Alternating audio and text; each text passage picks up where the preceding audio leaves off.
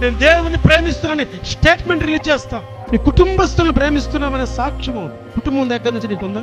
నీ కుటుంబస్తులను నువ్వు ప్రేమిస్తున్నామనే సాక్ష్యము కుటుంబస్తుల దగ్గర నుంచి నేను ఉందా? నీ కుటుంబాన్ని నువ్వు ప్రేమించలేకపోతే నీ పొరుగుడిని ఏం ప్రేమిస్తావు? నీ పొరుగుడిని ప్రేమించలేకపోతే దేవుణ్ణి ఏం ప్రేమిస్తావు? ఆయన కోరుకున్నది అదే కదా.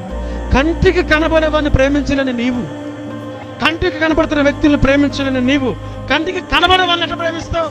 మనము ప్రేమిస్తుంటాం, కాకపోతే ప్రేమనంగానే మనకి లస్ట్, కామంతో కూడిన ఆలోచన వస్తుంది. కాబట్టి ప్రేమ అంటే భూత్ అనుకుంటున్నాం, మనం ప్రేమ అంటే తప్పు అనుకుంటున్నాం. ఈ ప్రేమ లేకపోతే ఈ ప్రేమను చూపించడం అనేది ఫస్ట్ కుటుంబ వ్యవస్థలో ప్రారంభమవుతుంది. ఎక్కడ ప్రారంభమవుతుంది? కుటుంబ వ్యవస్థలో ప్రారంభమవుతుంది. కానీ అర్థం కాని విషయం ఏంటంటే లోపల ఉన్నవాడికి ఎవరికి అర్థం కాదు. అది తల్లి చూపించేది ప్రేమ, తండ్రి చూపించేది ప్రేమ, ఇది ఎవరికి కనపడదు, అర్థం కాదు. ఈ కుటుంబం దాటి అటువంటి ప్రేమ ఎవడన్నా చూపిస్తే దానికి మనం అట్రాక్ట్ అయిపోతాం. మన అవసరాలు తీర్చేవాడు ఎవడన్నా ఉంటే వాడిని నమ్ముతాం, వాడిని ప్రేమిస్తాం, ఇష్టపడతాం. కానీ ప్రతిరోజు అవసరాలు తీర్చే అమ్మ కానీ నాన్న కానీ వారి మీద మనకు ప్రేమ పుట్టదు. పైపెచ్చు వాళ్ళ మీద మనకి సాకులు ఉంటాయి, వాళ్ళ మీద మనకి చాలా కంప్లైంట్స్ ఉంటాయి. వాళ్ళు మనకు నచ్చరు, వాళ్ళు నచ్చరు, కానీ వాళ్ళు పెట్టే తిండి మాత్రం నచ్చుద్ది. వీడు ఎప్పుడు కూడా అమ్మ నీకుందా అని అడగడు. నాకు ఇది ఎందుకు వేసావు, ఇంకా ఎందుకు వేయలేదు అంటాడే, కానీ అమ్మ అసలు నీకు ఉందా, ఏమన్నా ఉందా నీకు అని మాత్రం అడిగే ప్రసక్తే ఉండదు. ఒక సైడ్ నుంచి ప్రేమను పొందుకుంటాడు, కానీ వీడు ప్రేమను పంచలేడు. దేవుని యొద్ద నుంచి మనం ప్రేమను పొందుకుంటాం, తిరిగి ఆయన ప్రేమించలేం. నా భాష జాగ్రత్తగా అర్థం చేసుకోవడానికి పూట ప్రయత్నం చేయండి. క్లుప్తంగా మాట్లాడడానికి ఇష్టపడుతున్నాను నేను. ఇది అర్థం కాదు, కానీ ఇదే కేరు గృహం బయట, ఇంటి బయట, ఈ కుటుంబానికి వెలుపల ఎవడైనా కనపరిస్తే మాత్రం దాన్ని గొప్పగా మనం మనసులో నింపేసుకుంటాం. దేవుని వాక్యం కూడా ఏమంటుందంటే దేవుని ప్రేమించేవారు ఎలా ఉంటారు, దేవుడి చేత ప్రేమించబడ్డవారు ఎలా ఉంటారు, దేవుణ్ణి ప్రేమిస్తే ఏమవుతుంది, దేవుడు మనల్ని ప్రేమిస్తే ఏమవుతుంది. న్యాయాధిపతుల గ్రంథం 5వ అధ్యాయం 31వ వాక్యం. న్యాయాధిపతులు 5:31. Judges chapter 5 verse 31.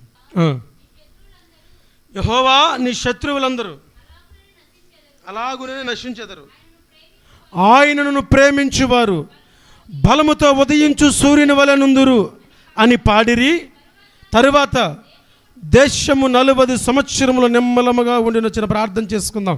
మహోన్నతుడా నీకు స్తోత్రాలు, నీతి న్యాయములు జరిగించు దేవా. నీ వంటి వారు ఎవరు ప్రభు, నీ వంటి వారు ఎవరు మా జీవితంలో లేరు. నిన్ను కలిగిన మేము నిన్ను ప్రేమిస్తూ నీ ప్రేమను పొందుకున్న బ్రతిక జీవితాన్ని ప్రసాదించమని సమయోచితంగా వివరించగలిగిన ప్రతి మాటను మీరు నా నోటి నుంచి జ్ఞానముతో నింపమని, కూడిన ప్రతి బిడ్డను ప్రభు మీరు దర్శించి నీ మాటలు అర్థం చేసుకోగలిగిన కృపను మీరు అనుగ్రహించమని యేసుక్రీస్తు నామములో అడిగి వేడుకొనుచున్నాము తండ్రి, ఆమేన్. హల్లెలూయా. దెబోరా గురించి మనకు తెలుసు. ఎవరి గురించి? దెబోరా గురించి మనకు తెలుసు. యుద్ధానికి వెళ్ళినప్పుడు, గెలిచినప్పుడు మరి ఆనందంతో పాడిన కీర్తన ఇది. కీర్తనలో వాళ్ళు ఏం పొందుపరిచారంటే దేవునిని, ఆయనను అంటే దేవుణ్ణి ప్రేమించేవారు బలముతో ఉదయించు సూర్యుని వలె ఉంటారు అన్నాడు. ఎవరిని ప్రేమిస్తే? దేవుణ్ణి ప్రేమిస్తే బలముతో ఉదయించు సూర్యుడు. ఉదయాన్నే సూర్యోదయం కలుగుతుంది. ఆ సూర్యోదయం చూడటానికి చాలామంది ఇష్టపడతారు, చూస్తారు. సాయంత్రానికి సూర్యాస్తమయం కలుగుద్ది, దాన్ని కూడా మనం చూస్తాం. అయితే సరిగా మధ్యాహ్నం ఇలాంటి సమయంలో బయటికి వెళ్ళి తలెత్తి సూర్యుని చూస్తే తర్వాత మనం ఏం చూసినా కొద్దిసేపు మనకి బ్లర్గా లేకపోతే లైట్ ఎఫెక్ట్స్ కంట్లో పడిపోయి అంత ఓవర్ ఎక్స్పోజ్ అయిపోయినట్టు కనపడుతుంది. బలముతో ఉదయించే సూర్యుడు అంటే ఇప్పుడు కనపడతాడు మనకి. ఉదయాన్నే ఉదయించే సూర్యుడికి ఎంత శక్తో ఇప్పుడు ఉదయించే సూర్యుడు కూడా అంతే శక్తి మారదు. అస్తమించేటప్పుడు ఎంత శక్తో ఇప్పుడు కూడా అంతే శక్తి ఏమి మారదు. కానీ ఉదయాన్నే వేకునే సూర్యుని చూసినట్లు ఇప్పుడు మనము చూడలేం. ఎందుకంటే ఆ కిరణాలు నేరుగా మన మీద పడటం, ఆ వేడి తాకిడి వల్ల మనం నేరుగా ఆ వ్యక్తిని, సూర్యుని మనం ఏం చేయలేం, చూడలేం. దేవుణ్ణి ప్రేమించే వారి జీవితాలు అలాగ ఉంటాయి అన్నాడు. దేవుణ్ణి ప్రేమించడమే కాదు, దేవుని ద్వారా ప్రేమించబడటం కూడా చాలా గొప్ప విషయం. రూతుని బోయాజు ప్రేమించాడు. తద్వారా ఏం కలిగిందంటే ఒక వెధవరాలు తల్లిగా మార్చబడింది. శపించబడిన మోయాబీరాలు ఆశీర్వదించబడిన వంశంలోనికి చేరింది. ఎస్తేరుని రాజు ప్రేమించాడు. ఏం పేరు రాజు పేరు? అహష్వరోషు. వస్తీ తృణీకరించబడిన తర్వాత దేశంలో ఉన్న అమ్మాయిలందరినీ శోషణ కోటలోకి తీసుకెళ్ళిన తర్వాత వాళ్ళకు నియమం పెట్టుకున్నారు. ఏంటంటే రాజు రెండవసారి ఎవరిని పిలిస్తే ఆ వ్యక్తి మనకి రాణి అని. వారి గడి వస్తుంది, వారి సమయం వస్తుంది, రాజుగారి దగ్గరికి వెళ్తున్నారు, వచ్చేస్తున్నారు, రాజుగారి దగ్గరికి వెళ్తున్నారు, వచ్చేస్తున్నారు. ఎస్తేరు గడి వచ్చింది, రాజుగారి దగ్గరికి వెళ్ళింది, వచ్చేసింది, అయిపోయింది, అంత బాగుంది. రెండవసారి రాజు అక్కడ ఉన్నవారిని పిలిచి ఎస్తేరుని పిలిపిండి అన్నాడు. ఎస్తేరుని పిలిపిండి. రాజు ప్రేమను ఎస్తేరు నోచుకుంది కనుక 127 రాజ్యాల దేశాల మీద ఆవిడ రాణిగా అయిపోయింది. ఓ సామాన్యమైన మనుషుడు ప్రేమిస్తే వారి జీవితాలు అంతలా మారిపోతే, సాక్షాత్తు సర్వలోక అధిపతి, సర్వానికి సృష్టికర్త అయిన దేవుడు మనల్ని ప్రేమిస్తే మన జీవితాలు ఎలా మారుతాయి? మనం ప్రేమించబడాలి దేవుని చేత. దేవుని మనము ప్రేమించాలి. అది అంటు కట్టబడడం అంటారు. దేవుడు అంటాడు, మీరు నాలో నిలిచి ఉంటే ఫలిస్తారు. అంటే మనం దేవునితో ఏం చేయబడాలి? అంటు కట్టబడాలి. దేవుని ద్వారా ప్రేమించబడాలి. దేవుణ్ణి ప్రేమించాలి. మనం ఎప్పుడైతే దేవుణ్ణి ప్రేమిస్తామో, ఎప్పుడైతే దేవుని ద్వారా ప్రేమించబడతామో, అప్పుడు మన జీవితాలు అద్భుతంగా మారిపోతాయి. మనము ప్రతి క్షణము దేవుని ద్వారా ప్రేమించబడుతున్నాం, దాంట్లో ఏ డౌట్ లేదు. నేను కూడా దేవుణ్ణి ప్రేమిస్తున్నాను అన్నవాళ్ళు 2 హస్తాల పైకెత్తి ఆయన నామానికి కృతజ్ఞతాస్తుతులు తెలియపరుద్దాం. యేసయ్య అన్నారు, ఎవరు? అరే బాబు, కంటికి కనబడుతున్న నీ సహోదరుణ్ణి ప్రేమించలేని నీవు, కంటికి కనబడే నీ సహోదరుని ప్రేమించలేని నీవు, కంటికి కనబడని దేవుని ఎలా ప్రేమిస్తావు అన్నాడు. కంటికి కనబడుతున్న సహోదరుని నువ్వు ప్రేమించలేవు, కనపడి నన్ను ప్రేమిస్తున్నాను అబద్ధం ఎందుకు ఆడుతున్నావు అన్నాడు. మాట చెప్పాలంటే అంతేనా? ఇప్పుడు చేయలేతున్న వాళ్ళందరూ మీ సహోదరులను ప్రేమిస్తున్నారా? నేను దేవుణ్ణి ప్రేమిస్తున్నాను ధైర్యంగా చెప్పగలను. నేను నిన్ను ప్రేమిస్తున్నాను చెప్పాలను. ఎందుకు నువ్వు చెప్పేస్తావు? ఏం చేస్తావు నా కోసం? నువ్వు నా ప్రేమిస్తాను అడుగుతాను. ప్రేమ అంటే నాకు చాలా ఇష్టం అంటున్నాడు. అంటాడు, ఏమి ఇష్టం? నిన్న ఇష్టం వచ్చినట్టు తిట్టేవు నువ్వు నన్ను అంటాడు. ఇప్పుడు దేవుని నేను ప్రేమిస్తున్నాను అంటే ఆయన చెప్పుకోలేడు ఎవడికి. అరే నన్ను తిడుతున్నాడు రా అని ఆయన చెప్పుకోలేడు కదా. కాబట్టి దేవుణ్ణి ప్రేమిస్తున్నా. ఏం ప్రేమిస్తున్నాను? దేవుణ్ణి ప్రేమిస్తున్నా, దేవునికి ఇస్తున్నా, దేవునికి చేస్తున్నా, దేవునికి వడబడి ఉన్నా. ఎందుకంటే ఆయన తిరిగి మాట్లాడలేడు. ఎందుకంటే నేను మాట్లాడిన వెంటనే రే ఆడు చెప్పేదాన్ని అబద్ధం నమ్మకండి, ఆడు నన్ను ప్రేమిట్లా, ఆడ మనసులో వేరే ఉంది అని చెప్పడు. కాబట్టి సింపుల్గా నేను దేవుని ప్రేమిస్తున్నాను స్టేట్మెంట్ రిలీజ్ చేస్తాం. నీ కుటుంబస్తులను ప్రేమిస్తున్నావనే సాక్ష్యము కుటుంబం దగ్గర నుంచి నీకుందా? నీ కుటుంబస్తులు నువ్వు ప్రేమిస్తున్నావనే సాక్ష్యము కుటుంబస్తుల దగ్గర నుంచి నేను ఉందా? నీ కుటుంబాన్ని నువ్వు ప్రేమించలేకపోతే నీ పొరుగుని ఏం ప్రేమిస్తావు? నీ పొరుగుని ప్రేమించలేకపోతే దేవుణ్ణి ఏం ప్రేమిస్తావు? ఆయన కోరుకునేది అదే కదా. కంటికి కనబడే వాడిని ప్రేమించలేని నీవు, కంటికి కనబడుతున్న వ్యక్తులను ప్రేమించలేని నీవు, కంటికి కనబడే వాళ్ళని ఎట్లా ప్రేమిస్తావు? కంటికి కనబడుతున్న నీ తల్లిని తండ్రి నువ్వు ప్రేమించలేనివాడివి.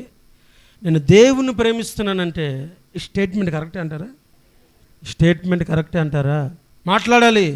మన బ్రతుకులో మనం, మీరు కాదు, మన బ్రతుకులో ఎప్పుడన్నా అమ్మ ఐ లవ్ యూ అమ్మ అని చెప్పుంటామా? ట్రై చేసి ఉంటామా? నీ బతుక్కి అన్నం కాడ కూర్చుంటే మింగేసి వెళ్ళిపోతావు. కనీసం నోరు తెలిసి అమ్మ నీకు ఉందని అడగవు. ఒకసారి అడిగి చూడమాట, ఒకసారి అడిగి చూడమాట. ఇదేనా ఉందంటావే కానీ నాకు ఇదే ఉంటే మా అమ్మకి వెనక ఉందా లేదని చూడు. ఏం తెచ్చాడు నాన్న? ఎప్పుడు ఏదేస్తాడు? ఒరే 5 ఏడానికి ఎంత కష్టపడినాడు తెలుసారా నీకు? నా భాష అర్థమవుతుందా? ఇంట్లో ఉన్న తల్లిని తండ్రిని నువ్వు ప్రేమించలేవు. నువ్వు ఇచ్చే స్టేట్మెంట్ ఏంటంటే దేవుణ్ణి ప్రేమిస్తున్నా. ఎవరిని? ఒక పక్క డబ్బుల నోట్లు ఎవరి దగ్గర ఉన్నాయా? ఇదిగో డేరామ్స్ ఇది. దీనికి 2 పక్కల రంగు ఉంది, ముద్ర ఉంది. ఒక పక్కే రంగు ముద్ర ఉంది, ఇంకో పక్క వైట్గా ఉంది. ఎవరైనా తీసుకుంటాడా? దాని మీద డేరామ్ అని రాస్తుందిగా. నువ్వు ఏసీని ప్రేమించినట్టు కూడా మీ అమ్మని ప్రేమిస్తేనే చెల్లుతుంది. దేవుణ్ణి ప్రేమిస్తున్నావు, ఒకవైపు చూస్తున్నావు. మరి మరోవైపు ఏంటి? తల్లిని ప్రేమించవా? తండ్రిని ప్రేమించవా? నిన్ను వాళ్ళని పొరుగు వారిని ప్రేమించవా? ఇవి చెయ్యకపోతే కనబడే వాళ్ళని నువ్వు ప్రేమించలేనవి, నన్ను ప్రేమిస్తున్నావు అని అడుగుతున్నాడు ఆయన.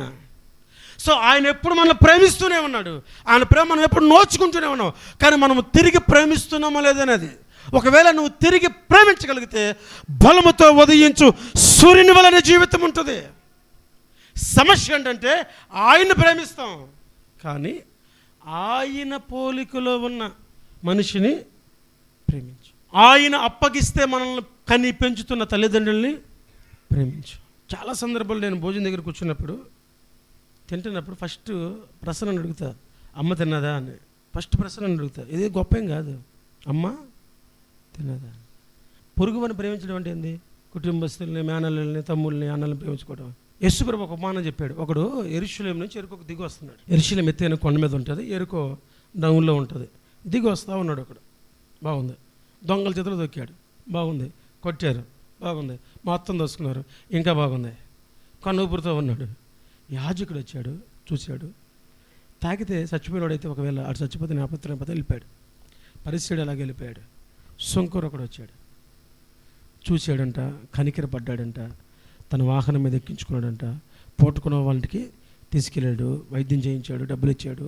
ఇంకా ఎక్కువ ఖర్చు అయ్యేలాగున్నాయి, మరలా ఇదే మార్గం నేను వస్తాను, వచ్చినప్పుడు డబ్బులు ఇస్తానయ్యా, ఆ వ్యక్తిని జాగ్రత్తగా చూడు అని చెప్పి వెళ్ళిపోయాడు. ఇప్పుడు యేసుప్రభు అడిగాడు, వారిలో పొరుగువాడు ఎవరో అని అడిగాడు.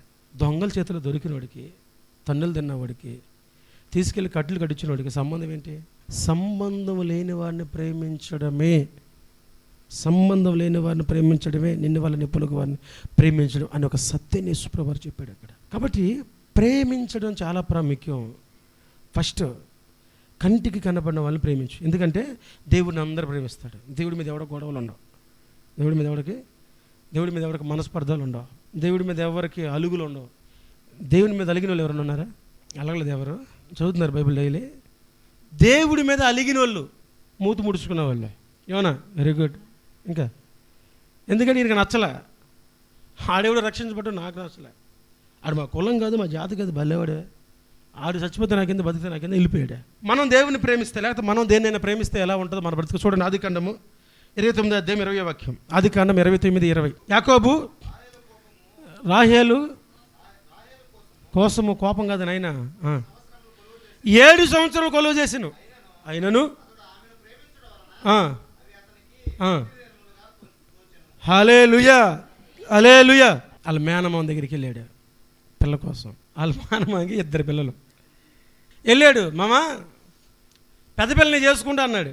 7 సంవత్సరాలు నాకు గొర్రెలు గాయి, ఏం కాయాలి, గొర్రెలు గాయి పెద్ద నుంచి పెళ్లి చేస్తా అన్నాడు.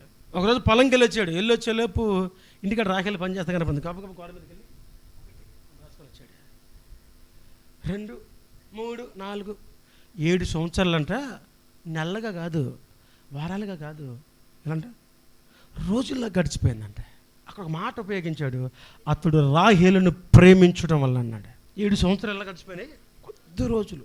5 సంవత్సరాలు లెక్కేసుకోవాలి, రోజులు అని చేసాడు రాహేలు కోసం. వన్ ఫైనల్ డే వాళ్ళ మామ లేయనిచ్చి పెళ్లి చేశాడు. ఎవరినిచ్చి? లేయనిచ్చి పెళ్లి చేశాడు.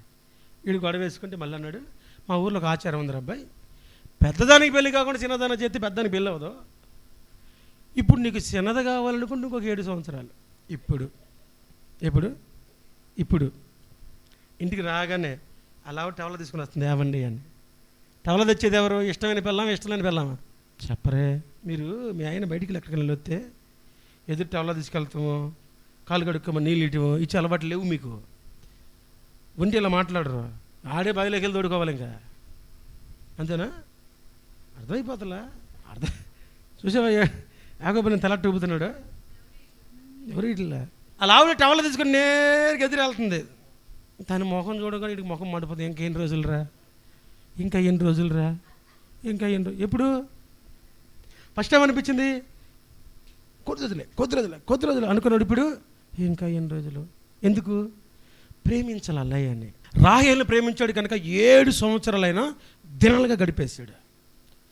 ప్రేమించడంలో ఉన్న ఒక గొప్ప ఇదేంటంటే, వాళ్ళ కోసం నువ్వు ఎంత చేసినా ఏం చేసినా తక్కువ అనిపిస్తుంది. ప్రేమించిన వాళ్ళ కోసం ఎంత చేసినా ఏం చేసినా అది తక్కువే అనిపిస్తుంది.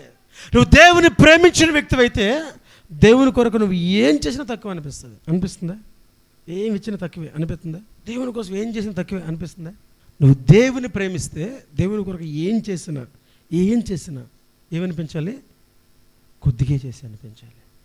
యేసుప్రభు ఒక అద్భుతమైన మాట అంటాడు సువార్తల్లో, నేను నిష్ప్రయోజనమైన దాసుని, నేను చేయగలిగిందే నీ కోసం చేశాను అనాలి తప్ప మరేం అనకూడదంట. నేను నిష్ప్రయోజనమైన వాడిని, నీ కొరకు చేయగలిగిందా చేశా అని చెప్పాలి తప్ప నేను చేసా నీ కొరకు అని చెప్పకూడదంట. ఎంత చేసినా ఇది యేసయ్య అవలంబించిన పద్ధతే. నువ్వు దేవుని ప్రేమిస్తే దేవుని కొరకు ఏవైనా చేయడానికి సిద్ధపడదు. ఆదికాండంలో అబ్రహాం దగ్గరికి దేవుడు వచ్చి 22:2 ఉంటుంది, నీకు ఒక్కడే అన్న కొడుకు. చదువమ్మా.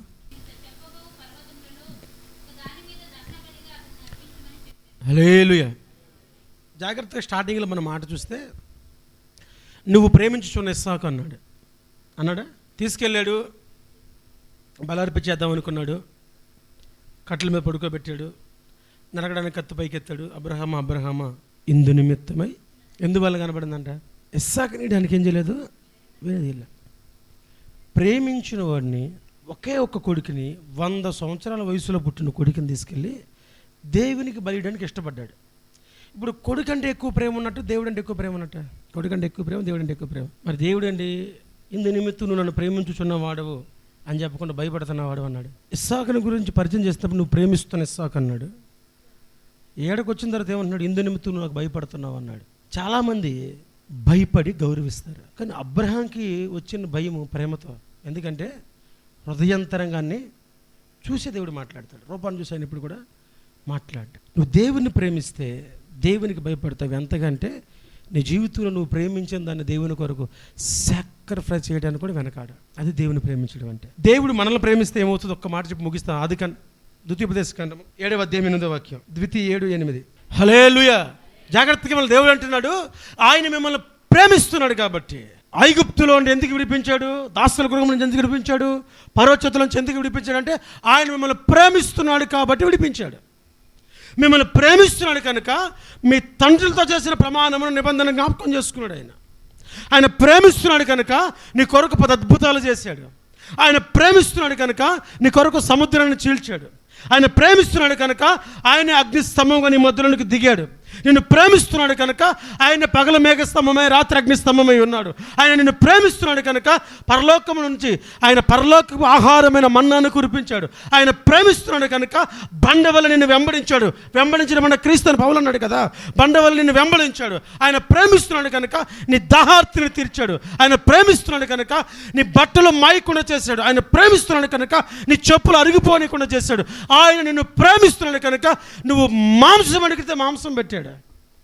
ఎంతగా ప్రేమించాడంటే ఆయన ఇచ్చిన వాటి మీద నువ్వు ఎంతవరకు ఆధారపడ్డావో అంతవరకు ఇస్తూనే ఉన్నాడు. ఇజ్రాయేలీలు కానానికి వెళ్ళి పొలము వేసి పొలములో ఉన్న ఆ పంటను తినుతున్నంత వరకు మన్నా పడుతూనే ఉంది. ఈ మన్నా కోసం వాళ్ళు రావడం ఆగిపోయినప్పుడే మన్నా ఆగిపోయింది. అంతగా ప్రేమించాడు. ఆయన ఎంత ప్రేమ అంటే ఆయన ప్రేమ కొరకు నువ్వు ఎదురు చూసి అంతవరకు ప్రేమిస్తాడు. ఒక ప్రవక్త భార్య వచ్చింది, అయ్యా అప్పులు ఉన్నాయి, అప్పుల వాళ్ళ పిల్లలను పట్టుకెళ్ళిపోతున్నారు, యజమానుడేమో బాకీలు చేసి చచ్చిపోయాడు, 2 బిడ్డలయ్యా తీసుకెళ్ళిపోతున్నారని ఏడుస్తుంటే ఆయన అంటాడు, నీ ఇంట్లో ఏముందమ్మా అన్నాడు. నూనె తప్ప ఏమీ లేదు. అయితే చుట్టుపక్కల ఉన్న ఇళ్ళందుకు వెళ్ళి కొండలు అరువు తెచ్చుకుంది. మొత్తం ఆ దారమని గమనిస్తే కొండలన్నీ ఇంకా లేవు అని తెలిసిన తర్వాత నింపడానికి కొండలు లేకపోయినప్పుడు అప్పుడు దార ఆగింది. ఇజ్రాయేల్ జీవితంలో కూడా మన్నా మీద వాళ్ళు ఆధారపడకుండా సొంతగా పంట వేసుకొని సొంతగా ఆహారం తింటూ మన్నాను పట్టించుకోవడానికి వెళ్ళకుండా వాళ్ళు ఆగిపోయినప్పుడు మన్నా ఆగిపోయింది.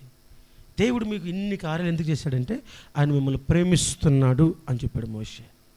ఏం చేస్తున్నాడంటే ఆయన ప్రేమిస్తున్నాడు. మనం ప్రేమిస్తే యాకోబు వల్లే ప్రవర్తిస్తాం, కానీ దేవుడు ప్రేమిస్తే అంతకు మించి ప్రవర్తిస్తాడు. మన కింద చదువుకుంటూ వెళ్తే లేయా ద్వేషించబడుట దేవుడు చూచాను, ద్వేషించబడుట దేవుడు చూచాను అన్నమాట కనబడింది. అక్కడ మనం జాగ్రత్తగా ఒక్క మాట చదవండి, ముగిచేస్తాను. 29:32 చదవండి. ఆదికాండం 29:32. లేయా గర్భవతి అయి కుమారుని కని యెహోవా నా శ్రమను చూచుచున్నాడు కనుక నా పెనిమిటి నన్ను ప్రేమించును అనుకొని మరలా అలా కిందకి వెళ్ళు చదువుకుంటా.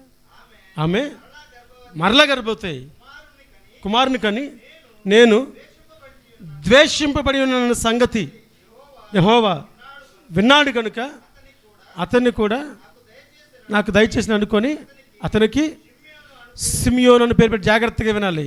ద్వేషిస్తుందేమో భర్త, ద్వేషిస్తుంది, ప్రేమిస్తాడేమో అనుకుంటుంది భర్త.